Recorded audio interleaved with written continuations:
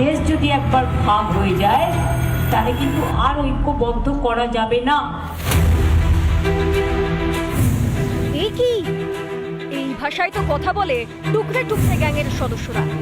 এ ভাষায় ভারতকে হুমকি দেয় মোহাম্মদ ইউনূসের সাঙ্গপাঙ্গরা। ডিপ স্টেটের সুরেই কথা বলছেন মাননীয়া। ভালো করে শুনুন কি বলছেন মাননীয়া। দেশ স্বাধীন করেছিল কারা? বাংলা। নবজাগরণ করেছিল কারা? বাংলা। বাংলা না থাকলে দেশটাই স্বাধীন হতো না। কাজেই মনে রাখবে, আগুন নিয়ে খেলতে গেলে আগুনটা কিন্তু নিজের গায়েও লাগতে পারে। আর দেশ যদি একবার ভাগ হয়ে যায় তাহলে কিন্তু আর ঐক্যবদ্ধ করা যাবে না। কাজেই এটা যেন ভাঙার খেলা না হয়। এ তো রীতিমতো উস্কানি দিচ্ছেন মমতা।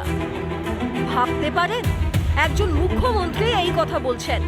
দেশভাগের কথা বলে শারজিল ইমামের মতো টুকরে টুকরে গ্যাংয়ের মাথারা। हमारे पास है ऑर्गेनाइज्ड, तो हम हिंदुस्तान और नॉर्थ ईस्ट को परमानेंटली कट कर सकते हैं। पर हम परमानेंटली नहीं तो कम से कम 1 महीने की तो कट कर ही सकते हैं। असम और इंडिया कट के अलग हो जाए, तभी ये हमारी बात सुनेंगे। একা শারজিল নয়, বাংলাদেশ থেকেও এই ধরনের ষড়যন্ত্র হুমকি শুনেছি আমরা।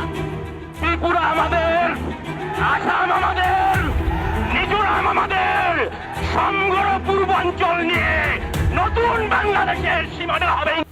টুকরে গ্যাংয়ের ভাষায় কথা বললেন বাংলার মুখ্যমন্ত্রী মমতা ব্যানার্জি। তাই মাননীয়ার বাংলাদেশি পুশব্যাকেও বড্ড আপত্তি। আমরা পুশব্যাক করতে শিখিনি, আমরা মানুষকে আশ্রয় দিতে শিখেছি যারা আমার দেশের নাগরিক। কাজেই সব মিথ্যে বললে সব কিছু ফুরিয়ে যায় না।